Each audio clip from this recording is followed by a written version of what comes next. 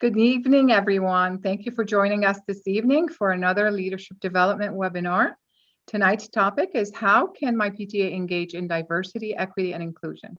My name is Amani Degame. I'm honored to serve as New York State PTA Vice President for Membership. Good evening. My name is Roberto Rios. I am the Leadership Development Coordinator of New York State PTA. And I'm Namika Suga. I'm the Diversity Coordinator. So where do we start? We start at our mission and our vision. The New York State PTA mission says, PTA is a powerful voice for all children, a relevant resource for families and communities, and a strong advocate for the education and well-being of every child. We also have a vision statement that says, making every child's potential a reality by establishing the New York State Congress of Parents and Teachers, Inc., New York State PTA, as the premier association for parent involvement and advocacy for all children.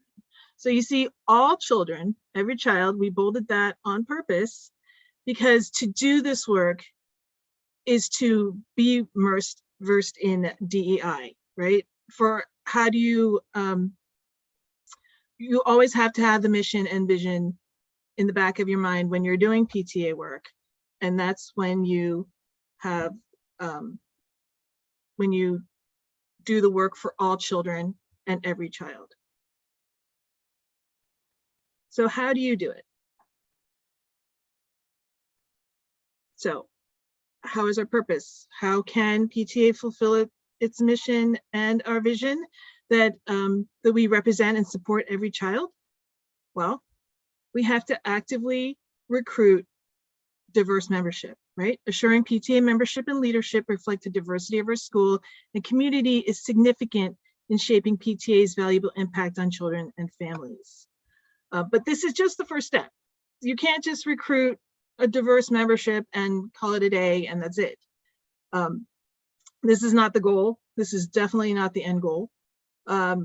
Once you establish a diverse membership, then you should also recruit volunteers from that membership, right? And if you have a diverse membership, you're going to have diverse volunteers.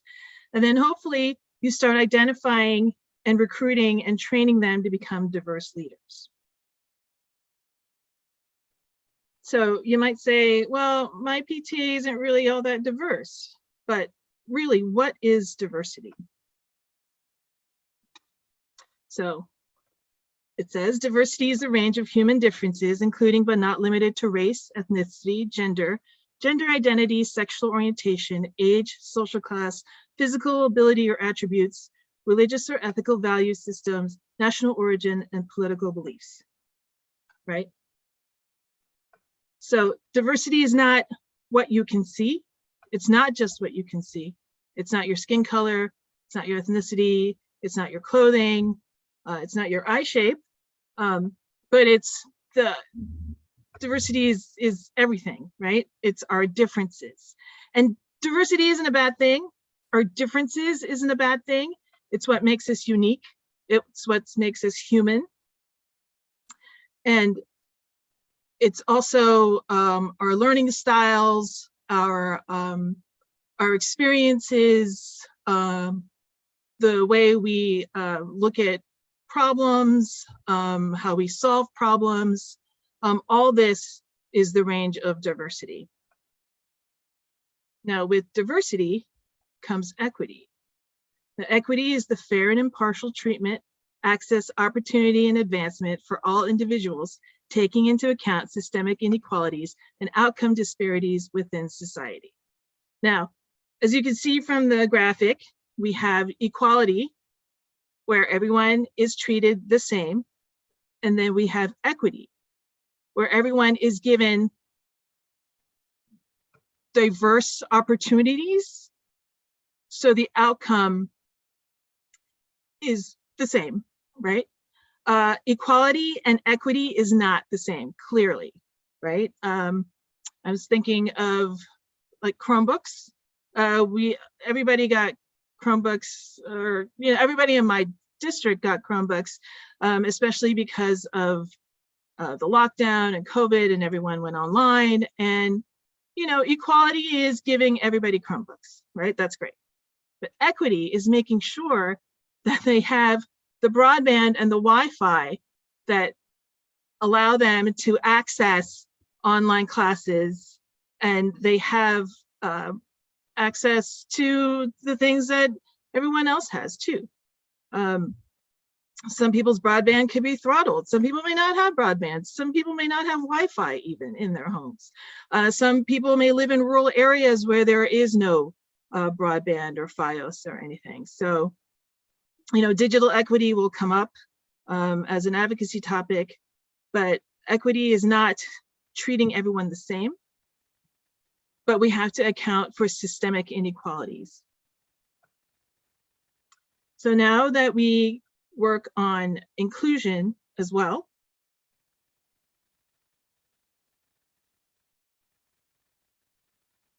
okay, so what is inclusion? Inclusion is the active, intentional, and ongoing engagement in diversity in which different individuals or groups who may otherwise be excluded or marginalized are accepted, engaged, and welcome. So as you can see from the graphic, diversity is the thing, it's the fact, right? Diversity in everything. We are all different.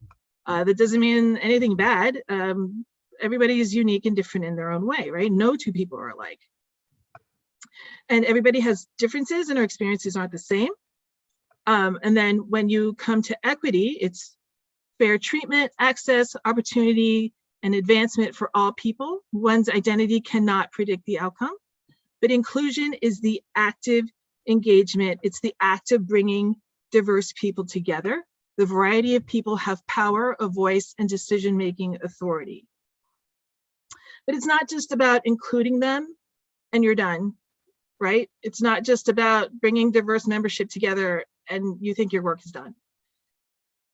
It's one thing to say, okay, yes, we're including them, but like we went to this, Anna King, the national PTA president, had a really wonderful workshop at convention.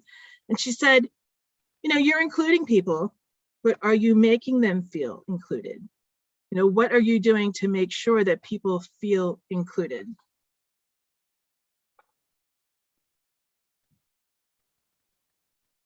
So the next thing, so how do you know, how do you figure out the diversity in your school or your community? Well, know your numbers. I'm kind of the know your numbers person.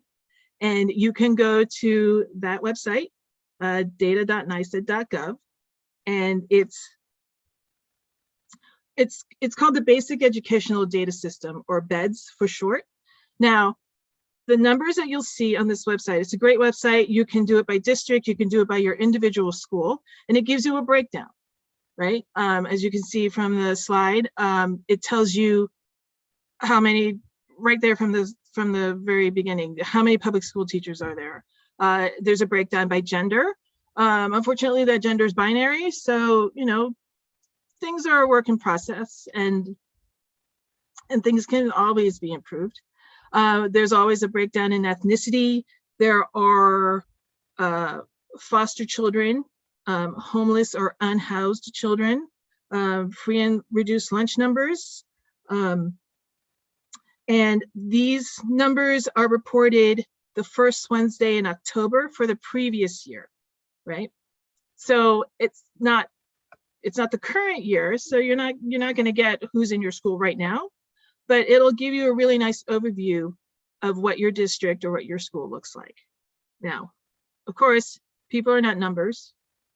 If you really, to get to know your school, you have to find partners in your administration, the person who runs your building, who's in charge of your building, the principal, the assistant principal, the school nurse. You know, it'll tell you how many kids have allergies, but it doesn't tell you what specific allergy you have or they would have. And they won't tell you the name of the person, of course, because that's not reported, and that's really none of our business. But they may tell you, you know what, we have several children who have really severe peanut allergies. You know, that's just a really easy one.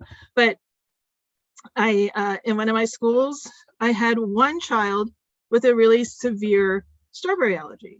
And I never thought that anybody could be allergic to strawberries until the nurse said, yeah, she is. And she's a younger child.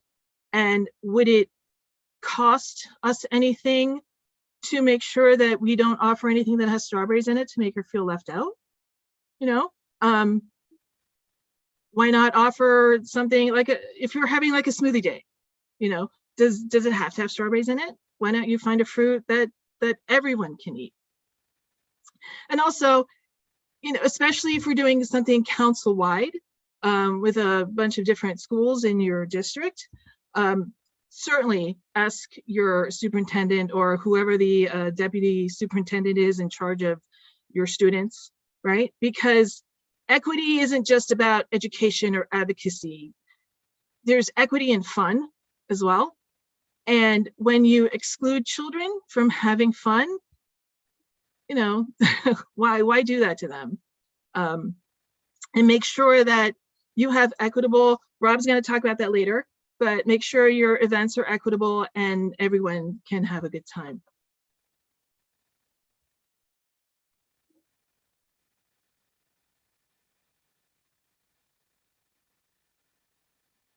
Okay. So our diversity is our strength, right?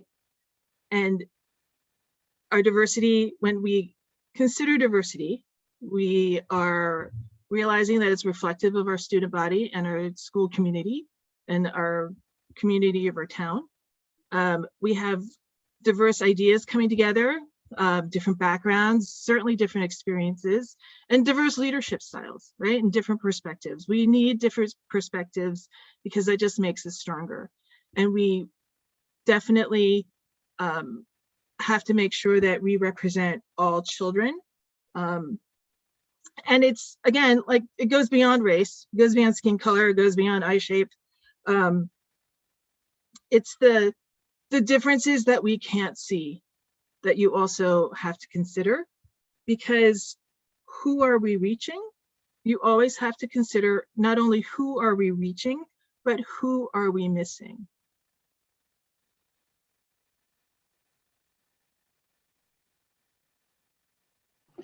Namiko, do you find that we tend, even as PTA leaders on the state, region, and council level, that we sometimes pigeonhole our volunteers a little bit based on appearances or ethnicity or being bilingual? Do you find that to be all guilty as charged, a common problem?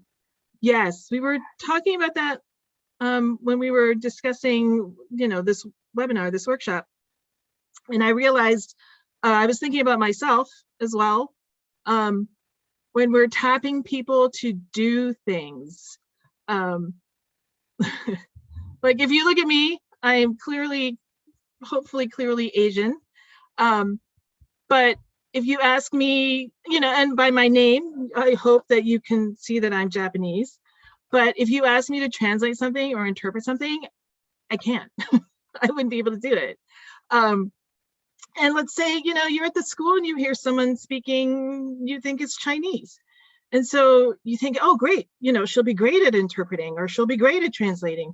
Well, just because you speak the language doesn't mean you can read it, in my experience, especially when you're Asian American.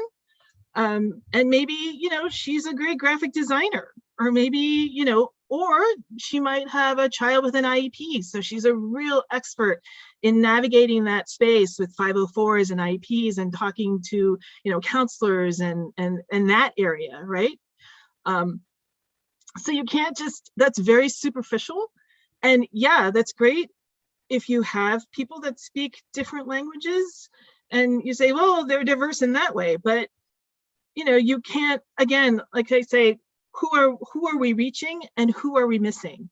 And that includes their people's talents, because everybody has diverse talents, right?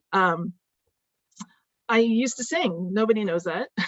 I used to sing opera. So I have that background, and you might not, that's probably not the first thing that comes to your head when you see me, right? So it's not just the diversity that you can see. I think the diversity that you can't see is definitely our strength. And that's where our strength comes from. Well, now we know you're an opera singer, so Yeah. brace for the next assignment. I do reflections. Thank you. All right, so before we start on this slide on how to promote diversity in the school, I want to touch on something that Namiko said about how do you make people feel. And I remembered a quote or a comment that was made by Maya Angelou. She was an American poet. And I'll just read it. It says, people may not remember exactly what you did or what you said, but they will always remember how you made them feel.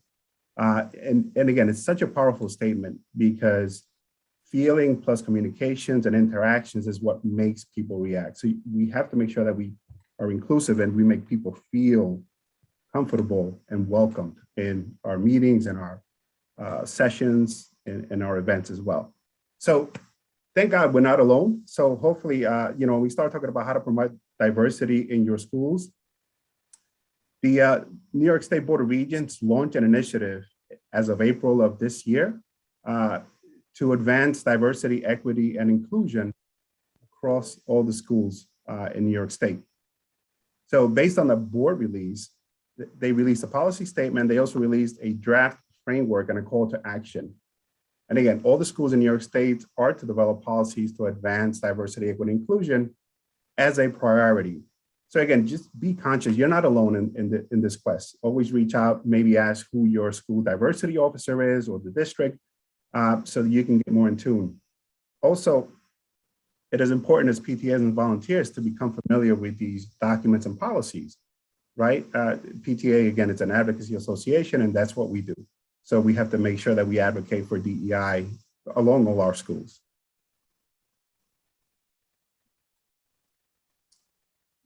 Next slide. So how do we promote diversity in our schools? In addition, right, as we start thinking of promoting diversity and the principles of DEI across all the PTA work that we do, we need to begin with, creating a welcoming environment and a safe space, right?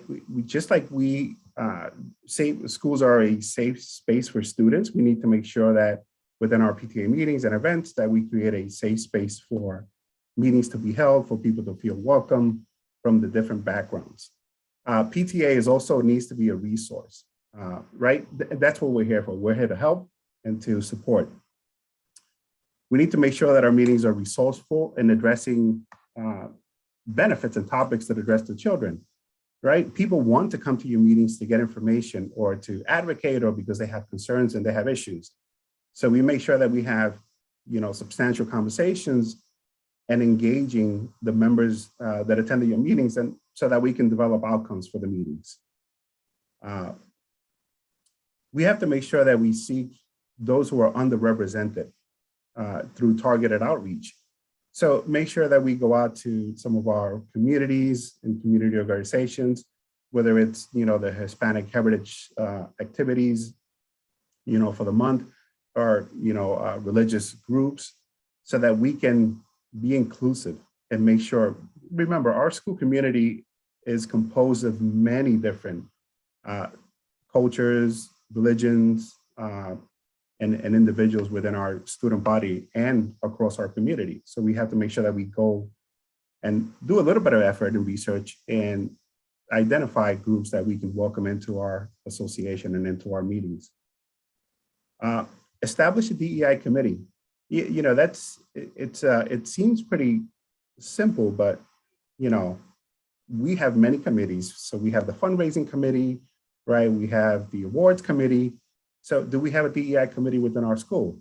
So again, use the policies and the procedures that have been established by New York State, contact your resources at the local school district, and see what you can do to establish a DEI committee to address the needs of those that are underrepresented within our schools community. As Namiko said, we're here as PTA to address all children. There is no exclusivity. So most importantly, also don't only seek for diverse PTA membership, but also diverse leadership. There's a slide that we'll talk about as far as membership is concerned. Our members either eventually evolve to be more engaged in a specific committee or when we look at succession, we want to engage our members to continue on to take on leadership responsibilities and roles representing those communities and those folks, the members of our community that's diverse. And when establishing these DEI committees,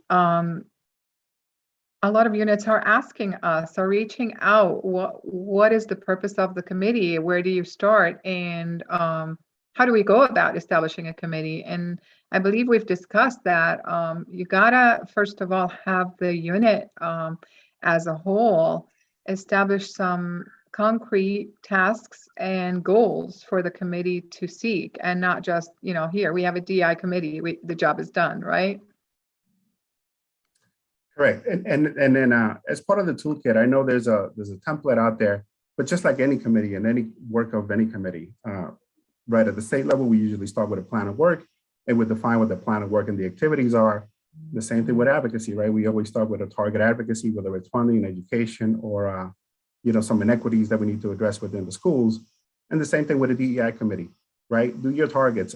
Is every school within the district, have a PTA and they're compliant? Why not? Are they in a community that's underserved? Are the officers within those communities not representative of that school, right? And that's how we start. Similar to a plan of work, we do targeted, through communications with the district and with the members, we do targeted aims, put a plan together and then execute on that plan. Great point, Monty. So diversifying PTA leadership and membership. So what do we mean when we say diversifying your PTA? Again, it's important when we talk about diversifying PTA that we represent all children. It can't be said enough. There's in our district, it's commonly known that the adults are the ones that have issues, right? Not the children. So if we refocus our vision and our mission on what we're truly here for, which is our children, then that's where we start. Are we representing the diverse community and our diverse population and children? And again, membership is only the beginning, and it's not the final goal. So the goal of diversifying membership, right, is to also start to diversify your PTA leadership. And again, as mentioned before, it has to be reflective of your community and your student body, which is what PTA is meant to serve. We also want to make sure that as we engage with our members and our participants, that that's that initial spectator. So they will go to a meeting and they'll sit idle by. So again, we want to make sure, and we'll talk a little bit about strategies on how to do that, but we want to make sure that we start to engage the members, not just as spectators, but also start getting them involved in the conversations. And again, you have to feel the crowd a little bit out, right? Some people may not feel comfortable speaking in public or approaching you with their concerns. So, you kind of work the room and then, interact with the individuals, socialize. Icebreakers is usually a good target to kind of begin to hold these meetings and get people talking to each other. The aha moment really comes at the end when that member, takes on a leadership role and they really start advocating for changing your school or changing the environment, or, they come up with a plan.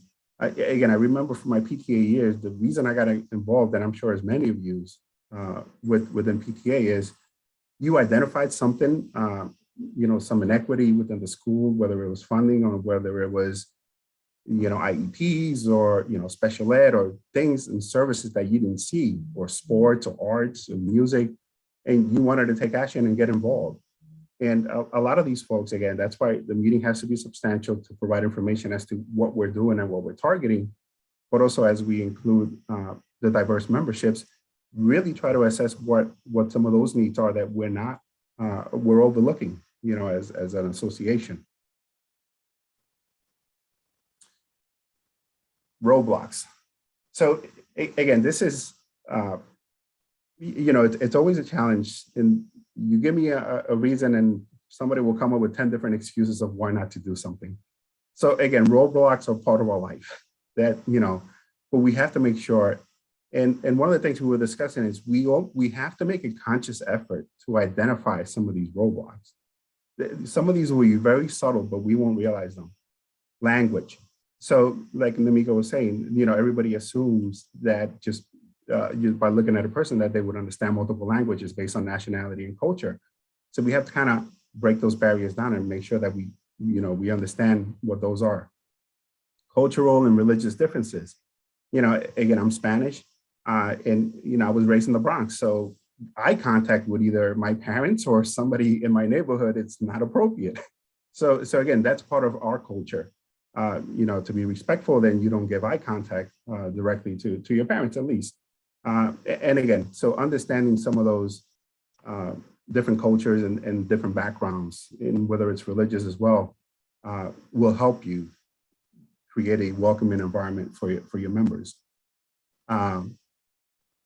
People don't initially feel comfortable, again, like we mentioned before, to publicly speak. It takes a little bit, but if you find a passion within that person that they feel really strongly about, they'll let you know. And you might provide them the support and the leverage to also advocate for that issue or any other issues that is important within the district that you need to address. And that's how, again, we shift from spectators to advocates, right? The real mission of PTA, and then expand it also to diversity, equity, and inclusion. Make sure that we unintentionally not limit or exclude people based on their abilities or limitations. So, the facilities where you have meetings accessible, to all participants. One of the things we talk about was signage. How many times have you not gone to a meeting and there's no PTA sign of where to go? And some of these things we take for granted. We've always had the meetings in the library. Like, who doesn't know that? But it's not creating a welcoming environment for new members that may not know where to go. Do we have people greeting at the door, or welcoming people to and directing them where to go? We also have to make sure we're careful about biases, notions, and impressions. Again, body language, how we express ourselves, how we look at somebody, or if we smirk unintentionally, is, again, understanding those cultural differences. We have to make sure we're sensitive to not offend anybody or not create an environment that, again, does not make them feel welcome. And they'll remember that. So again, just be very conscious of that.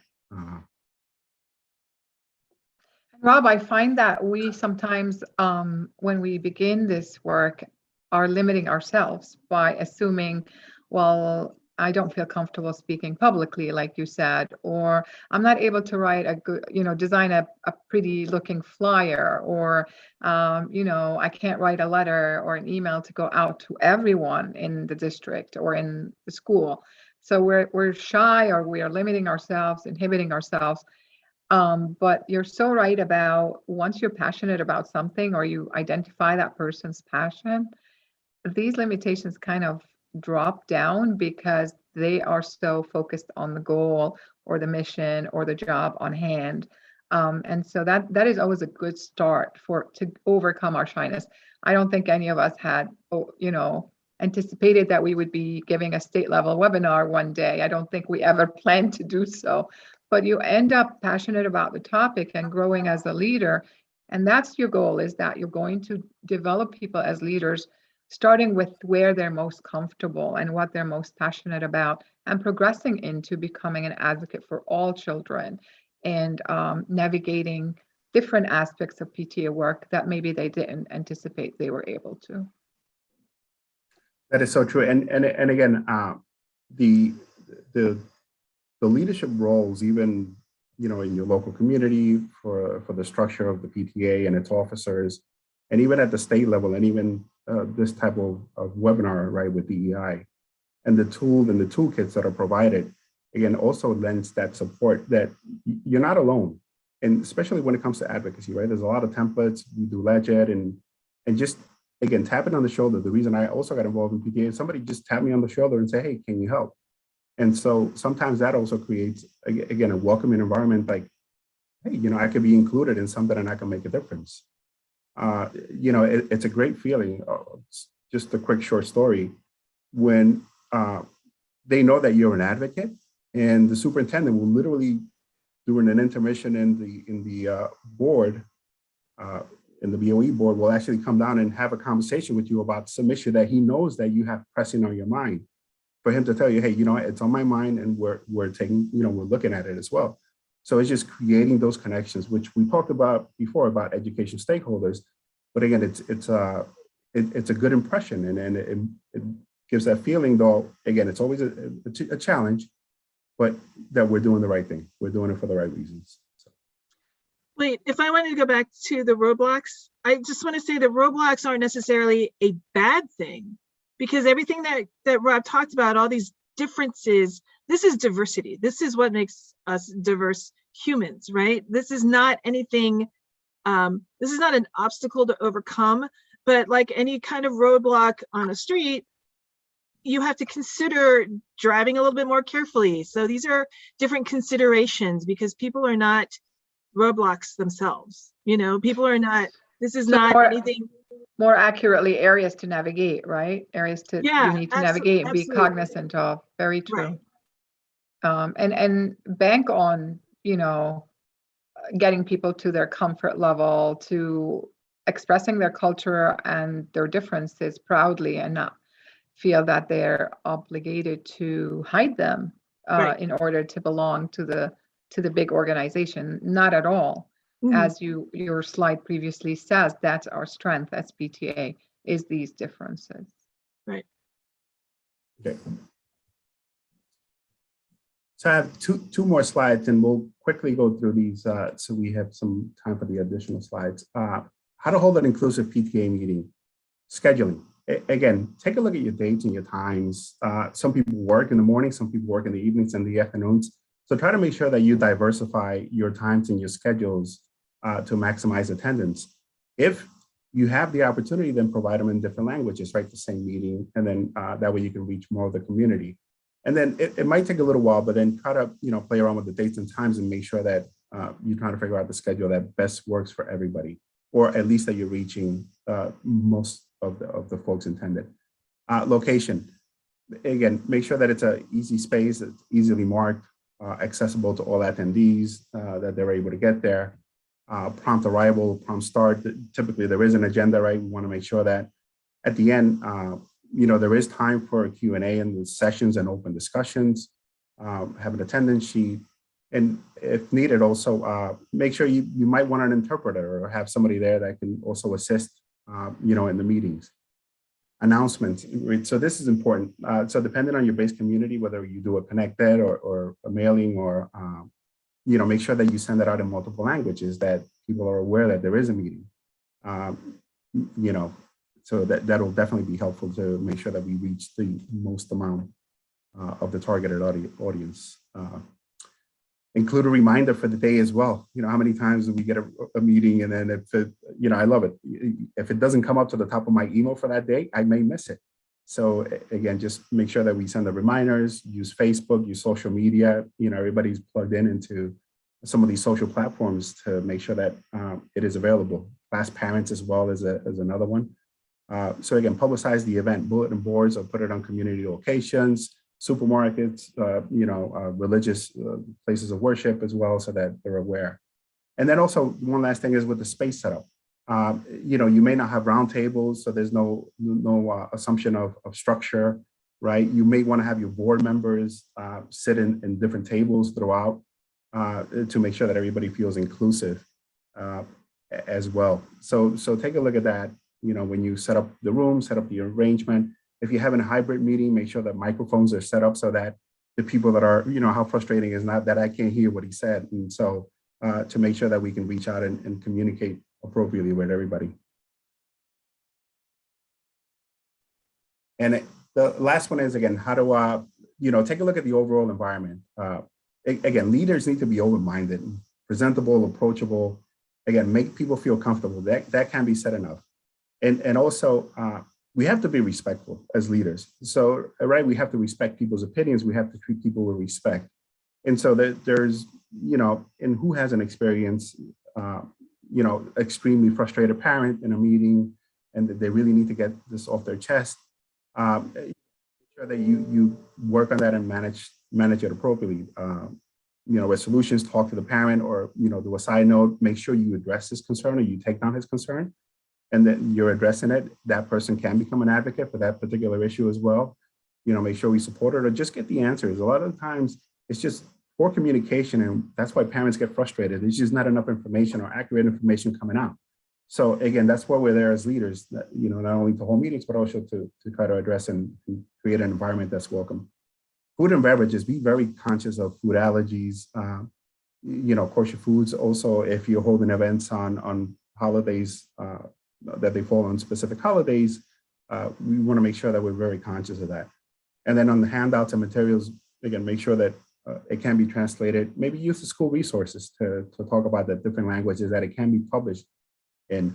And again, it's not a waste. If you publish it in a different language, then post it in social media, because that member may not have gone to the meeting, but they might be looking on the online or on some social media platforms, and at least they're aware of what's going on in my school and in my community.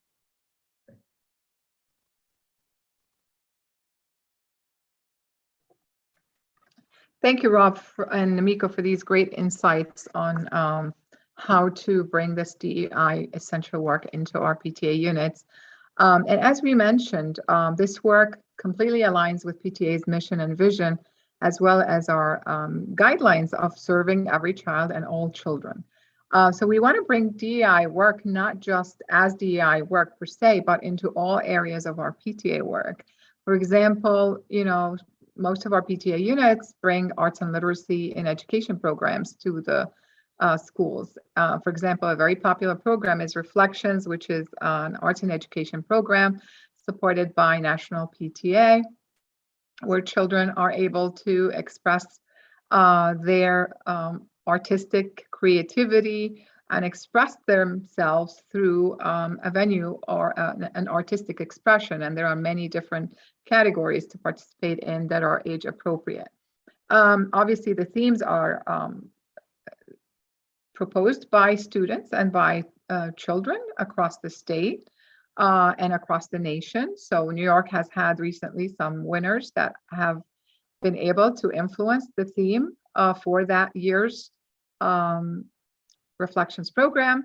And that's obviously a great honor, but also that method of self-expression can be diverse and can be encouraged to be culturally expressive or personally expressive. For example, in the dance category, not all dances need to be jazz, tap, and ballet, although these are wonderful and should be encouraged, but also maybe something culturally different, a different type, a different style, create your own.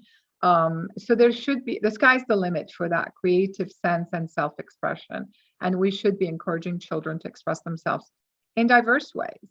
So not just the theme, but the method itself and the actual artistic work that they produce. Additionally, we have now a special education or a special artist category that had been added to that program a few years back that is now making it possible for children with varied abilities to participate.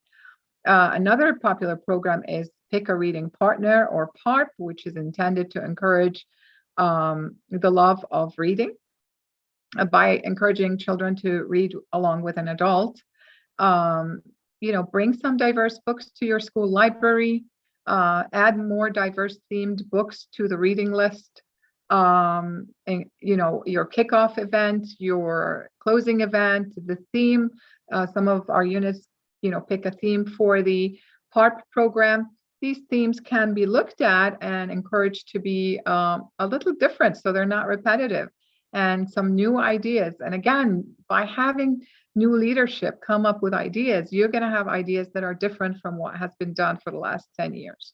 So encourage that diversity in your reflections, in your PARP, but also in other programs, other arts and education programs that you can bring. And PTA is very great at bringing these programs to our schools. That would bring some culturally informative program that had not been brought in the past, rather than repeating ourselves. We also now have awards opportunities that promote diversity, equity, and inclusion. There are several national awards annually, and we're very proud to share that New York State, as well as a New York student, had been awarded for the Diversity National Awards for an individual student, as well as a unit in one of our regions in New York State. So we're very proud of that work. Also, New York State PTA is releasing a new DEI award in February. So look out for that. The new application should be available online in February for, again, a unit, a council, or a region that has done that work promoting the principles of DEI through their school community as well as the community at large. So starting to see that this work is encouraged and awarded. This wonderful acronym IDEA does spell idea, but has been frequently recently used to stand for inclusion, diversity, equity, advocacy. And by that, we refer to advocating for DEI principles through our schools and communities, but also what advocacy opportunities are available that are diverse and equitable and inclusive in nature. So all our focus on New York State PTA and in PTA in general is for the children and to support the children's health, wellness, as well as education opportunities. Are there gaps in these circumstances? Absolutely. So when we advocate for all children, we always advocate for stronger funding for our public schools, and obviously in recent years, supporting for mental health for children, and all these advocacy topics, when we look at them closely, really bring to the surface inequities and disparities. So for example, school buildings is a big topic. We know that not all school buildings across the state are equal or the same. Some buildings are extremely aged and not in great shape. In fact, can be hazardous to students' health and safety, and really not unconducive to good learning environments. So we advocate for these buildings to become healthier and safer for children across the state. We know that buildings that are older have aging air ventilation and water pipes and water fountains. So it affects the air quality that children are breathing, the water quality that they're drinking. We know issues with lead pipes and lead exposure, which is very unhealthy to children who are growing and their nervous system is developing. And the issues with air quality that have really surfaced during the pandemic, during COVID-19, where an HVAC system that's not updated and maintained properly can actually be spreading infections, not just COVID, but other viruses, the flu, common cold, and infection can be rampant in a building in no time just because it's being transmitted through the air they're breathing. So we are advocating, obviously, for these systems to be updated and maintained throughout the state of New York and nationally. The digital equity issues that also surfaced during the pandemic, Namiko mentioned that earlier, how, technology, great. Does every child in every school in New York have a Chromebook to take home? Absolutely not. So some districts can afford to send a device and send a new device every couple of years that is more up to date, and some schools cannot afford that whatsoever. In fact, children are even sharing devices even in school. And if devices are sent, does everybody have broadband, fast internet? That is not the case. So we advocate for digital equity, for technology access, and overall educational opportunities that bring all children to the ability to achieve their highest potential. We advocate for that, for every child to achieve their highest potential. And that is impossible when you have, it's wonderful that some of our schools have STEAM opportunities, science, technology, arts and math, starting from elementary school, where they can accelerate or be differentiated as per their needs. But there are many children who don't have access to those programs that differentiate learning support children who need more support and accelerate those who are ready for the next level. The same when they, arrive to high school, where some schools are able to provide AP classes and college level classes. Aside from saving a lot of money when they go to college, they're going in with a higher GPA because they're higher weighted classes. And that clearly does not provide an equitable opportunity for those whose schools did not provide those programs. And every school should provide those programs. And we advocate for equitable and strong educational programs for all children so they can achieve their next educational pursuit or a career pursuit of their dreams, all their highest potential. There is a lot of work that's being done in the background to support you in this work. We summarized some of the things that you can do, but obviously we know that you need help and we are here to help you. On this webinar are our diversity coordinator and our leadership development coordinator who are here to help you. And the team is building this New York State PTA Diversity, Equity, and Inclusion Toolkit, which is on the New York State PTA website under the Programs tab currently, soon to move possibly to a different, its own page. You will find some resources that are extremely helpful. You will see us starting to build this toolkit that has step-by-step. For some of it was covered today. We covered it quickly, but there'll be more detail on how to conduct an inclusive and diverse meeting, an event, how to bring, DEI into your arts and education programs. There'll be resources such as a long list of diverse themed reading books for different ages for children. So please visit the website and access these resources and continue to come back as it's continuing to grow.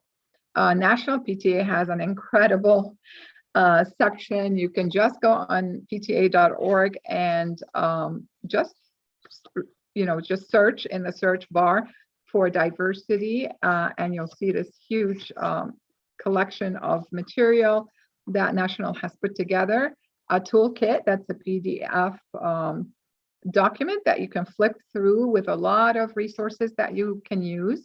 But also National has a guide on how to welcome diverse participants into your PTA, tools to turn your commitment to DEI into action, local leader guidance in DEI. There is so much material that can help you. I love this new section that actually they added these just 10-minute snippets on different topics. Let's talk about bias. Let's talk about language inclusivity. Let's talk about microaggressions. So they're 10-minute snippets. You can even run one at the beginning of your meeting and make it a topic of discussion. You can do it in part of your board training, just to bring everyone along with this message that is so important, in line with our PTA work when we are talking about serving every child and all children. We're going to leave it to Namiko next. Yep. Okay, so we gave you a lot of food for thought, hopefully, a lot of interesting and engaging information. And I really hope that you are able to take some of these things that we've been talking about and take it back to your unit and just maybe, dig it into yourself and give you some thought. But if you have any questions, please feel free to contact us. Rob, again, is at Leadership Development at New York State PTA. I am Diversity at NewYorkStatePTA.org, and Amani is VP the game. And we will now be responding to your questions in the chat. So stay with us. Wanted to remind everyone that this has been recorded and will be available on the New York State website shortly.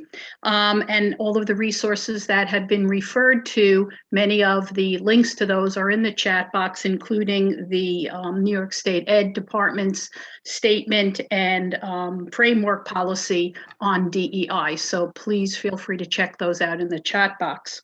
One thing that I think comes up, Amani and Namiko and Rob, is where does a PTA start in order to figure out where they are in terms of diversity and inclusivity? Is there an assessment tool that they can use to find out, what their needs are?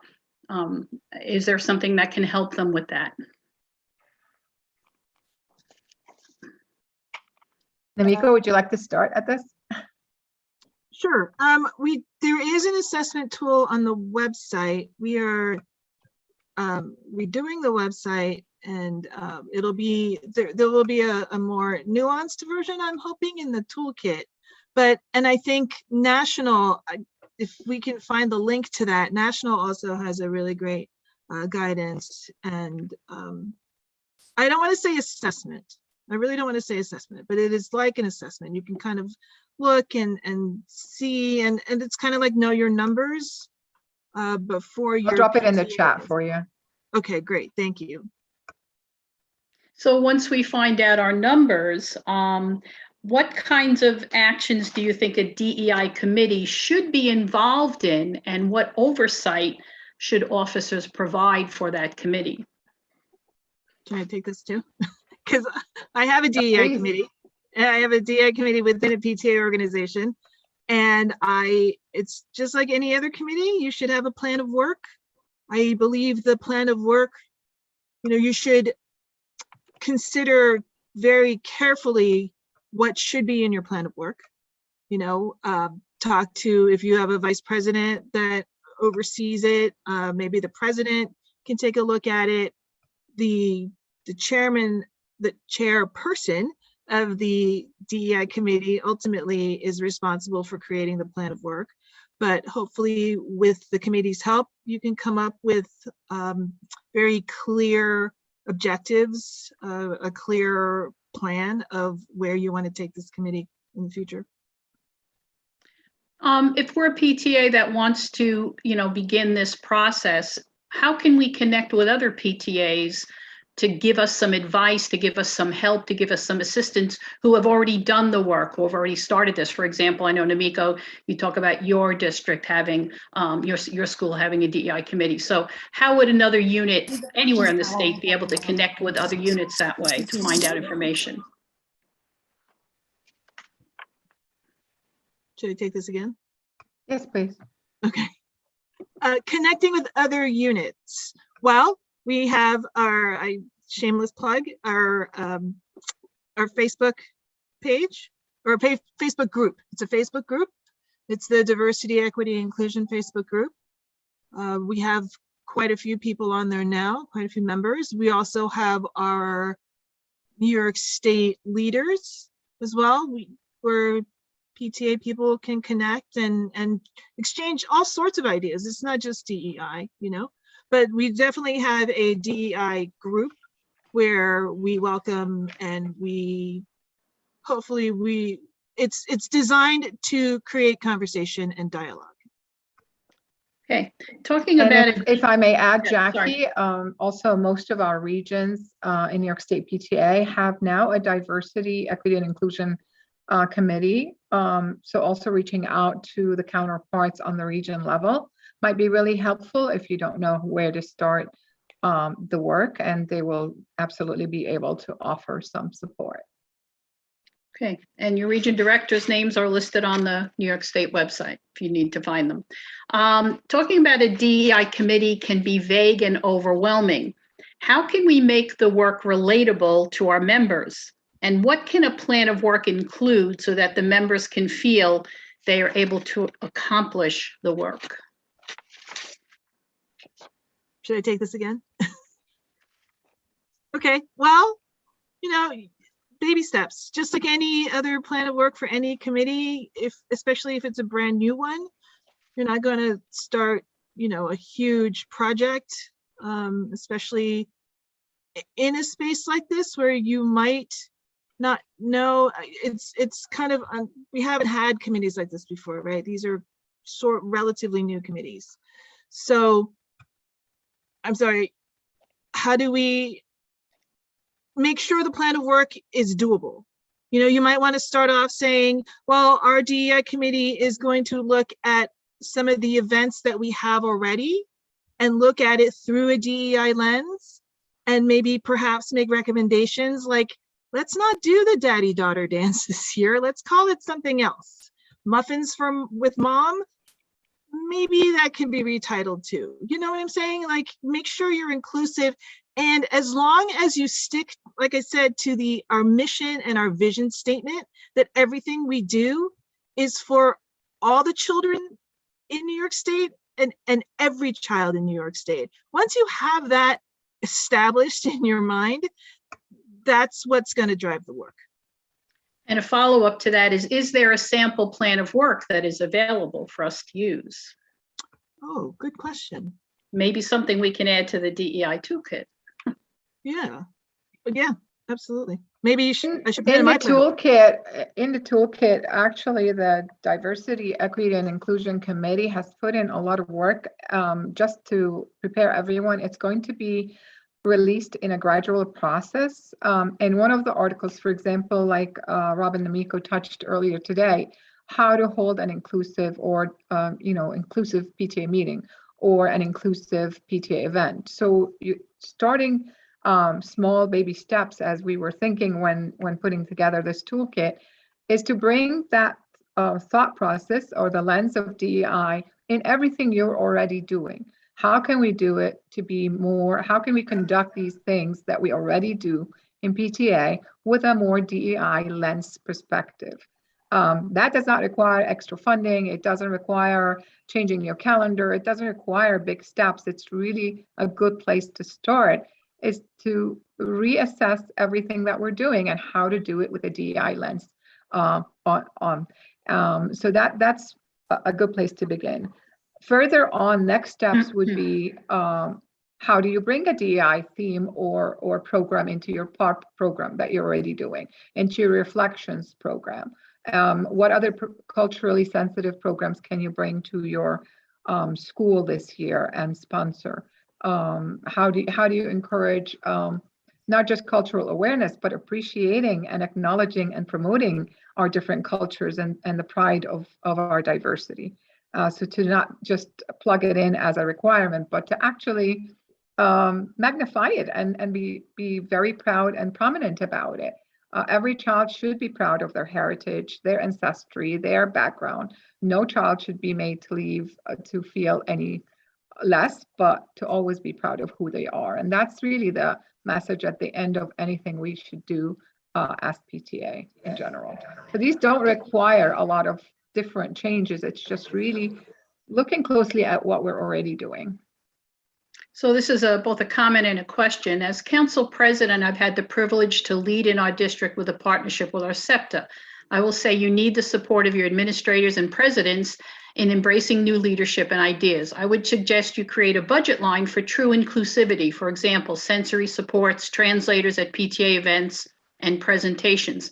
With all that said, we live in an area that is confusing DEI and CRT. What do we do to take a stand in DEI and then have backlash from parents that are focused on CRT equals DEI and then bashing PTA leadership? I'll suggest, D'Amico, you take this one on. Sure. Well, I mean, first of all, you should ask these parents if they know if they can explain CRT and if they can explain it. I just feel that it's sort of a catchphrase. It's like the new boogeyman.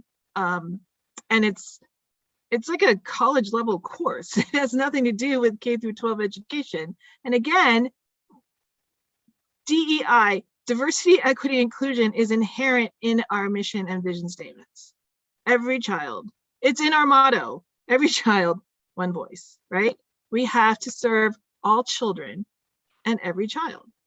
So if you look at any kind of PTA event, are you making sure that, there might be kids with sensory issues? Are you providing like a calm space for them?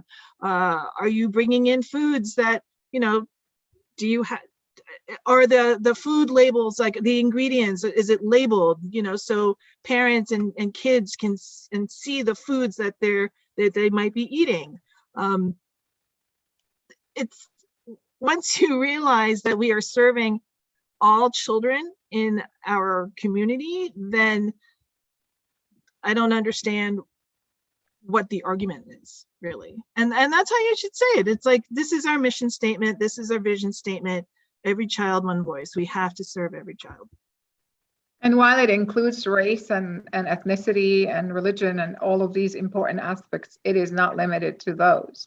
It No, goes above absolutely and not. beyond, like Namiko and Rob had been explaining in this presentation. It goes to the, celebrating our diversities that are what makes every single individual a unique, important, and valuable person.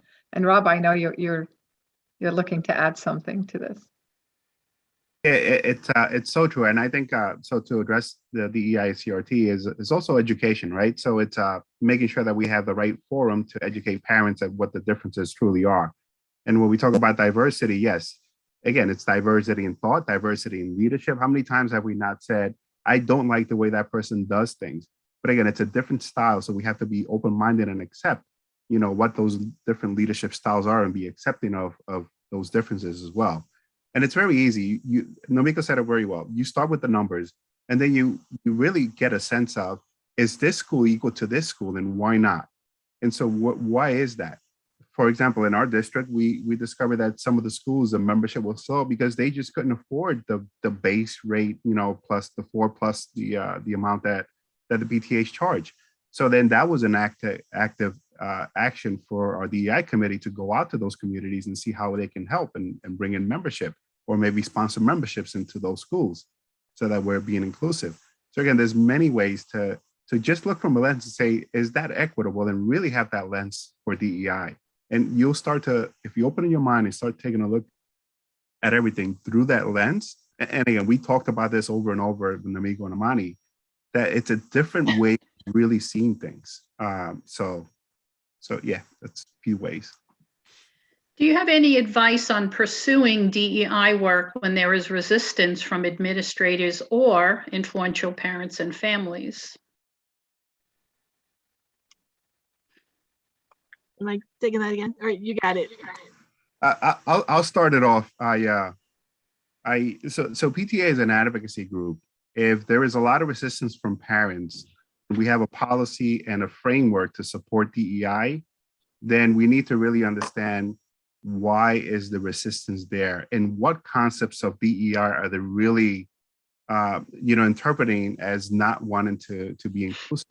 And I think just having that dialogue, right? If it's a state mandate, and the ultimate goal is to be inclusive and representative of the community, it's really a challenge, especially because PTA works very closely, or tries to work very closely with the administrators and our local education leaders, our stakeholders. And so they're so vital to the process as well. It's always interesting when I see that there's a challenge by an administration, whether it's locally in the school or it's an assistant principal that hasn't been escalated to the superintendent or has not been taken seriously by the Board of Ed within that school district. So again, and again, of course, the advocacy through PTA. So that's always, again, advocate at heart, that's always an interesting one to try to overcome and get through those. If I may add, and just remind you of the earlier slide that Rob actually presented earlier with the links to the State Education Department requirements, the whole initiative that started in the spring, and there's plenty of information at that link. We as PTA leaders and parents and adults and families and guardians, by educating ourselves of what the State Education Department requirements are and the Board of Regents, we become tools of that change in our districts because we hold our administrations accountable to these changes. And once you're armed with knowledge, as we say, you will be able to affect change. So it is important to read these documents, to become familiar with them, because these are requirements. They're mandated on all our school districts. For example, if you started seeing someone appointed in your administration as a diversity officer or a administrator for diversity, well, that wasn't so much an option. That is a requirement as part of that initiative. So by knowing what the requirements are, that's a good step to start. In addition to, as Namiko said earlier, knowing your numbers, knowing that this is our student population. What are we doing for all students? How do you include students in DEI events? And could you give an example of some events you might be able to use to incorporate student participation? Should I take it? Okay. I think one of the easiest ones, and I think this is why a lot of schools may do this, is the standard, multicultural fair. That's great family engagement anyway. Students, activities, student performances. I feel like that's sort of the easy. It's not very easy logistically. Running a multicultural fair, running any kind of fair is difficult, and you do need volunteers and you do need people to sign on. But once you get it started, it's really a lot of fun, and the kids love it. And people are proud. They want to share their culture. They want to share their stories with you. If you have food, if food is allowed in your district, they would love to share food with you. So, and the kids can also help with that. I mean, I guess it depends on how old the children are. In my district, we have, it's called the buddy system. It's the Cultural Unity Committee.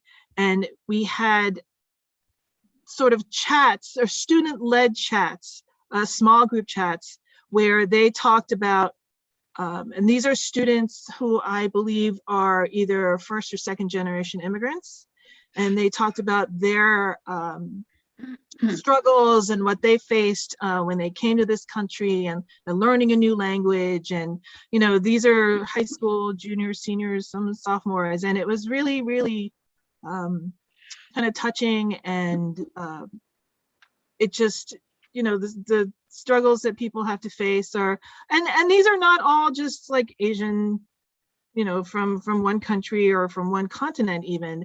And the obstacles and even though they're diverse, like the struggles are the same. So in our diversity, we found similarities. And I think that was the point of the Cultural Unity Committee. So. Another question, I'm new to PTA. How directly involved can we be with faculty, staff, and the environment of the school? Can we host trainings for teachers?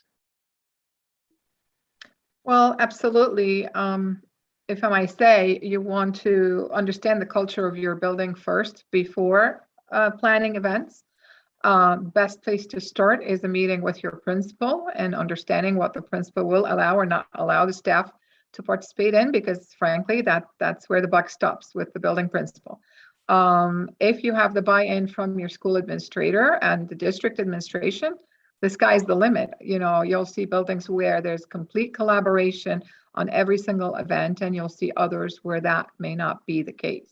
So it is very important to understand where the culture is and work to improve it and to build relationships, even if that is not the starting point. And it comes with trust, and it comes with time. It comes where understanding, limitations, responsibilities about, accessing the building only when, it's permissible and in an appropriate manner. Checking in the main office. When you start following school rules and regulations, people are not as apprehensive about, parents or adults being in the building. Obviously, there's a pandemic still on us, and access may be limited. Can you hold some of these events outside of school? We totally encourage you to do so you have a little bit more freedom and more leeway in terms of, adult presence. But understand the culture and take it from there, and start making small changes to achieve that close relationship. And absolutely, trainings for staff and faculty, once permissible, once you have a program that you would like to bring that is helpful to staff, it will be encouraged. It's how you market it and how you vet it, obviously, before you bring it in. So go watch it somewhere else and make sure that it's what you're looking for. Yeah, I can add to that real quick. Just a quick one. The easy one is always teacher and staff appreciation, right? That's how you directly start to get involved with the teachers and the administration. Speaking with your principals, there are certain things that the principals, it's easier for parents to advocate for with their concerns. So you have to become a partner with your principal as well to make sure that you can advocate on behalf of the parents and behalf of some of the needs that, that might be a little bit more challenging for them to kind of achieve. Also, districts are mandated, obviously teachers, right, as many teachers that we have on staff, to have develop leadership development, right, and teacher development days or development forums. So also you can ask the superintendent or the principal if you can have maybe 15, 20-minute session to introduce the PTA, introduce the EI, and some of the opportunities where PTA is looking to partner with the teachers, the administrations, and the staff in the different schools. And that's kind of your venue. And it's usually easier at the beginning of the year. And also including diverse food at the faculty breakfast as a way of welcoming those teachers who also are of diversity. I would appreciate advice, and my PTA is unorganized and unwelcoming. I would appreciate advice in how to pursue DEI work when before getting started, you already feel the resistance. And I think we touched upon that a little bit already. Feeling the resistance, what can we do? Namiko, you want to talk about some of the icebreakers that we're developing for the toolkit? Yeah, excellent. As an example, how to welcome people. You want to address that?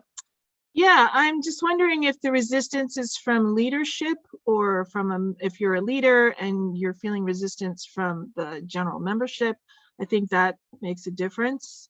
You need your leadership to come on board. You absolutely. A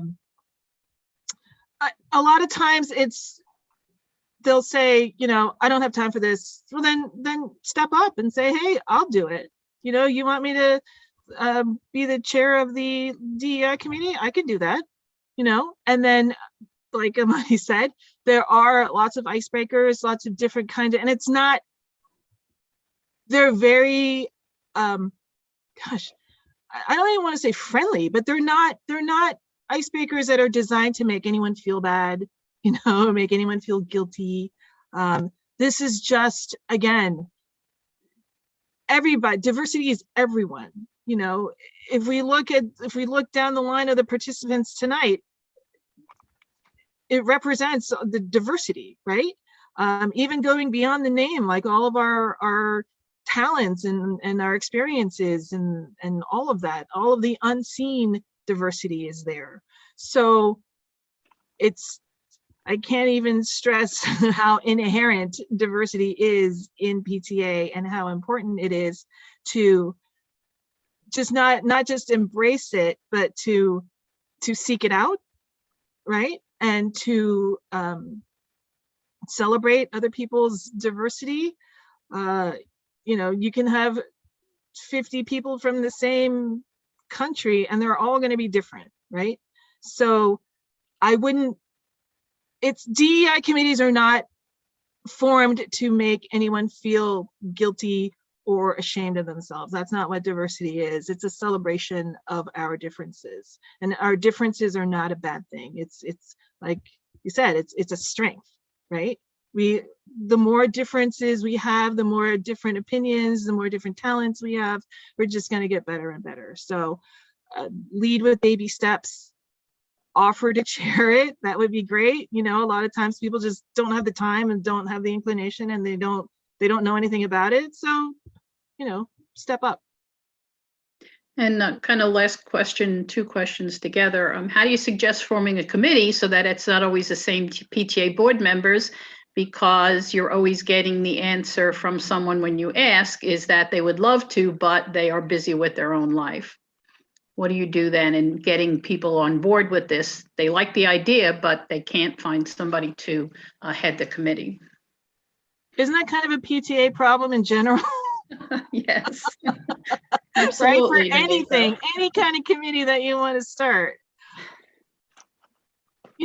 I would just keep trying. I know a lot of us, the people who are here, we're preaching to the choir, right? You're here because you want to be here and you care about this work and you care about the DEI perspectives on things. But, if you don't have the time, not all of us do. Not all of us are, crazy on different unit leadership boards and region and state. But I would just like any kind of recognizing a leader in any sort of PTA event, I think is probably the easiest way to do it. I mean, it just treat it like any other committee. You don't want to coerce anyone to do it, because that's not going to help anybody. We also have a previous webinar that we did, that I think Amani and Rob touched on, different ways to sustain and recruit leaders. I think that's probably on the website already, right, Amani? From convention, yes, and the convention workshops are already posted up, so you can access that. And as you said, the focus was not just recruitment, but how do you retain them? Because with so many of us have run into this where we are able to recruit leaders. We feel, okay, we're increasing the unit's diversity. There are more diverse leaders in this board, only to see them drop out after a year or one term or 1 or 2 years. So where did we go wrong with that? Was kind of like the thought process for that other webinar. How do you support them, set them for success, and actually retain them so that they grow as leaders? They may have started in a whatever position where they felt most competent, and that's a great start. And then how do you develop them as leaders who are actually going to stay and be part of the team? Thank you. Well, that's it on our questions. I want to thank again Amani and Namiko and Rob for their work tonight on this webinar. And I would ask them each to put their contact information in the chat box so that if anyone still has additional questions or needs some assistance or would just like to have some contact or suggestions, you can contact Rob and Amani and Amiko, and they will be glad to assist you. So they'll put their contact information in the chat box so that you'll have it. Thank you. Our next webinar will be in January, first week in January, Wednesday, and that will be nominations and elections. So look for that coming up. And we'll also be beginning our well, never mind, I won't say that. But anyway, so we'll send out information within the next couple of weeks on the next webinar. Thank you all for the for attending. questionnaire questions. Jackie, when I remind them to respond to the questionnaire. Right, you will have a questionnaire emailed to you directly at the end of the workshop. And we'd just like to get some feedback from you on our workshops that we continue to do, if we can bring you other topics and so on. So we would appreciate you. It's very short Google form. We appreciate your answering those questions. Okay, thanks again. Have a good night. Thank you, Jackie. Thanks, everyone.